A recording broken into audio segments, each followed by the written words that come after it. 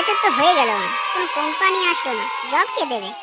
অর্ধেক সেমিস্টার হয়ে গেল, আর আমরা তো স্কলারশিপ আর এক্সাম ফর্মের লাইনে দাঁড়িয়ে আছি। 70% অ্যাটেন্ডেন্স কে দেবে?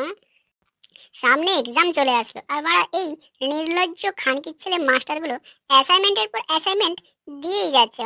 পড়বোটা কখন? ব্যাকলগ ক্লিয়ার করবে কে বাড়া? এত টেনশনের মধ্যে হ্যান্ডেল মারবো কখন বাড়া? ভাই, ইঞ্জিনিয়ার এখনো বেঁচে আছে। আমাকে একটা কথা বল, এই 3 বছরে ইঞ্জিনিয়ারদের কি কি না করতে হয়? 36টা সাবজেক্ট, 36টা সাবজেক্টের থিওরি এক্সাম, 36টা প্র্যাকটিক্যাল এক্সাম, 36টা ভাইবা, আরও এই 36টা সাবজেক্টে 36,000 পাতার assignment.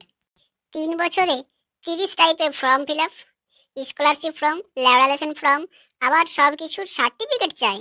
Income certificate, caste certificate, school leaving certificate, birth certificate, আমি বেঁচে আছি তার সার্টিফিকেট, আমার দাঁড়াই কিনা তার সার্টিফিকেট।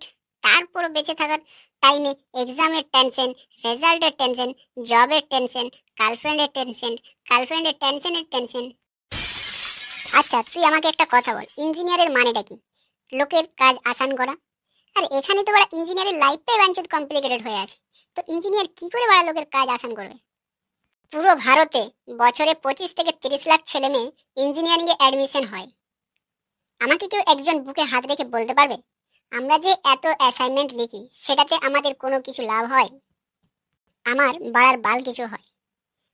আচ্ছা চলো, অ্যাসাইনমেন্ট না হয় লিখে নিলাম, তারপর মাস্টারের কাছে গেলাম, স্যার আবার বলবে পেজ বর্ডার করো, আন্ডারলাইন করো, হাতের লেখা ঠিক করো।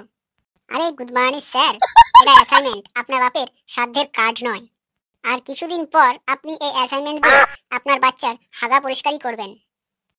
কোনো স্যার যদি এই ভিডিওটা দেখছেন তো শুনুন, আমি আপনার কাছে হাত জোড় করছি, এই অ্যাসাইনমেন্টের ঝামেলাটা প্লিজ বন্ধ করুন। কেন গাড় মারছেন ছেলেদের? আপনি কি ছেলে মেয়েদের জীবন নেবে নাকি? যখনই আমাদের রেজাল্ট বেরোবে তখনই বা জানি না ওইসব আত্মীয়গুলো কোথার থেকে প্রকট হয়ে যায়, ফোন করে জিজ্ঞেস করবে রেজাল্ট কি হয়েছে। জানি না বড়া গুড মর্নিং গুলো মোবাইল নাম্বারটা পাই কোথায়।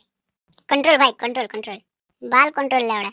আর শুনবি, তুই মেডিকেলদের দেখ, কলেজ কমপ্লিট হওয়ার পর তাদেরকে তুই ডক্টর রূপে দেখতে পাবি।